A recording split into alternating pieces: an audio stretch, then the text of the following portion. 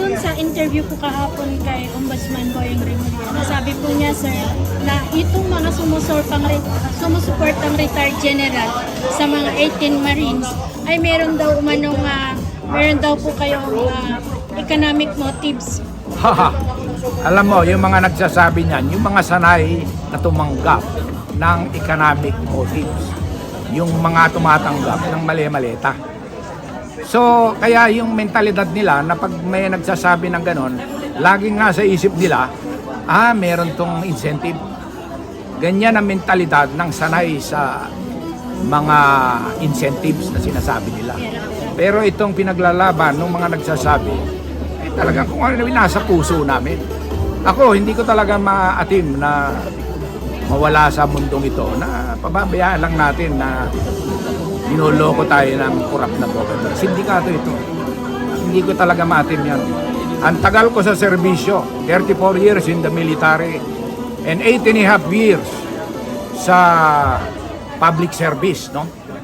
Kaya hindi ko pwedeng pabayaan ito. Kahit ilang taon na lang ang naiiwan sa aking ay ipaglalaban ko ang karapatan ng bawat Pilipino. Sa totoo, ang aking kinikilingan. Sila, lahat kami ordinaryong tao. Hindi kami mayayaman. Hindi kami nagpayaman sa ordinaryo until now. Ganito pa rin kami kung ano yung kinalakihan namin sa malinis na paraan. Patuloy yan. Kaya patuloy paglalaban namin ang katotohanan at hustisya. Thank you, sir. Sir, last question, sir, pwede po. Oo. Sir, nakita natin ngayon na tila ba walang mangyayaring investigasyon sa Senado, sa Kongreso, o sa Ombudsman dahil mukhang dinidinay nila lahat eh. At ngayon pa lang nagpapahayag na sila na hindi credible itong 18 na Marines. Kaya nga, dahil mayroon pa po ba tayong isang hakbang na pwedeng magkaroon ng hustisya ang nangyayaring korupsyon na ito? well, hanggat merong sabi nga nila habang may buhay may pag-asa. So we do not lose hope. Although alam na natin na pinagtatakpan nila, no? Nakikita nyo naman yan, hindi ko kailangan i-explain sa inyo. Pero doon sa minority ng Senate, patuloy silang gusto nila magkaroon ng investigation kahit na minority o group.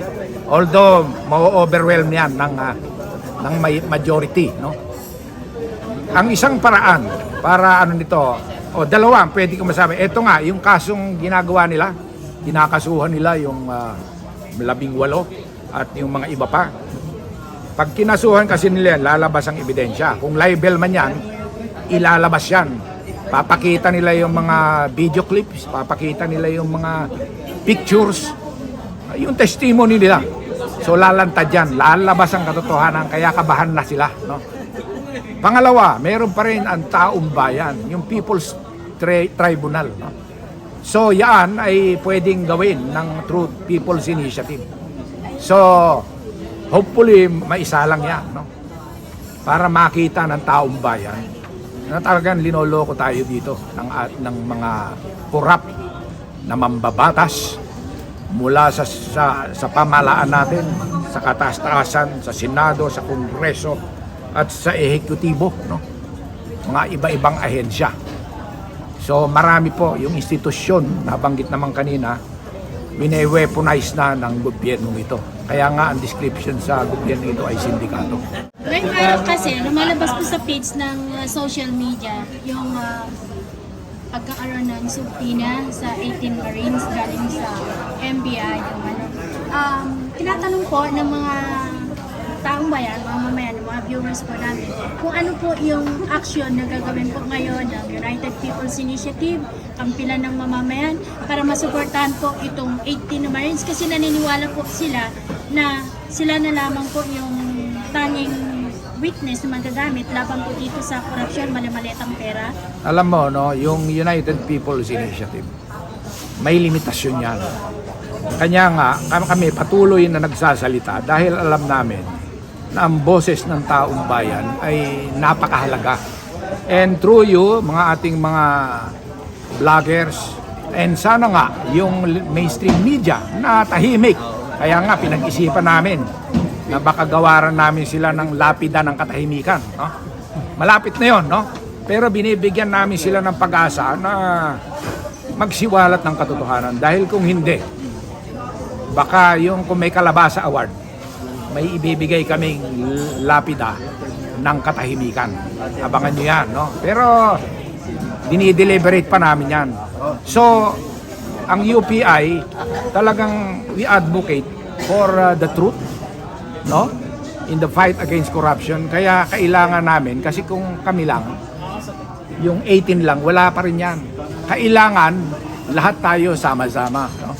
Mga vloggers, ibang sektor ng lipunan, religious group, mga retired military and the other uniform personnel, no? So importante yung unity. Kailangan mag-unite po tayo laban sa korupsyon, laban sa kasinungalingan. Paglaban natin ang katotohanan. So yun po ang ating adhikain. Dapat magsama-sama tayo. Dahil kung kaya gusto nilang paghiwa-hiwalayin yung 18. Kasi i-divide nila to, piecemeal, i-attack nila yan. Sinabi po kanina ni Captain Ray, no? Iisa-isahin nila yan. Nangyari kay Gutesa, nag-iisa. Ano ginawa, no? Alam nyo, napanood ko yung video na under duress siya, eh. Kausap niya yung asawa niya. Huwag kang mag-alala, sabi niya. Pinipilit siya, may pinirmahan. Pero safe naman ako dito. So alam mo na, sinabi niya yun para sa panigurado. So, yun ba yun, sir, yung sinabi ni Ombudsman na kailangan individual yung Ayun na nga, affidavit ng gusto 18 nila, months? pwede rin yon individual. Pero doon naman sa mali po yung explanation ni pwedeng joint affidavit at sasabihin mo kung ano yung alam mo doon. Hindi porke joint affidavit, lahat, ikaw halimbawa, yung sinabi mo, yon, parang lalabas na ako, parang winitness ko lang na nandudong ka sa affidavit. Pero ang talagang may person information, yung nagsalita nun. Iba rin yung sinasabi ni Pedro, yung kay Juan, no? May pwede rin magkasama si Pedro at Juan. Pwedeng 5 yung nandoon. Hindi po porke yung sinabi nung alam ko na lahat yun. Hindi po. Nilalayo niya. Hindi ako lawyer, pero alam ko ang ibig sabihin ng affidavit. Yung joint affidavit, pwedeng isa rin ang sasabihin niyo. Pero pwedeng iba-iba. Doon ka lang sa aspeto na sinabi mo. Pwede rin yun. Kaya nga hinahanapan nila ng butas. Nilalayo nila. Baseless daw kasi pag joint daw, sir. Kaya ang challenge po ni Ombudsman Boyeng Rimulya ay bawat isa ay magbigay ng affidavit. Pwede naman yon, pwede naman gawin yon. So, Pero hindi may niya pwedeng plano- sabihin baseless. May plano po ba si Atty. Well, Baligot na palitan hindi si ako Sir? hindi naman ako lawyer, hindi ako doon. Si Atty. Baligot na makakalam. Sir, Okay. last na lang po. Sir, marami na po kasi ay na yung nagsasalita na pinatahimik o tumahimik. Dito po sa 18 Marines po, kaya nila itong patahimikin. Alam mo, marami kasing pera itong sindikatong gobyerno na to, no? Of course, kailangan ipatunayan pa natin. Pero base sa mga pangyayari, lumalabas na mahigit 1 trilyon na ang nakulimbat, no? And billion, no? Kung i-imaginein mo, 18, kahit bigyan pa yan ng tigwa 100 million ang isa, 1.8 billion lang yun.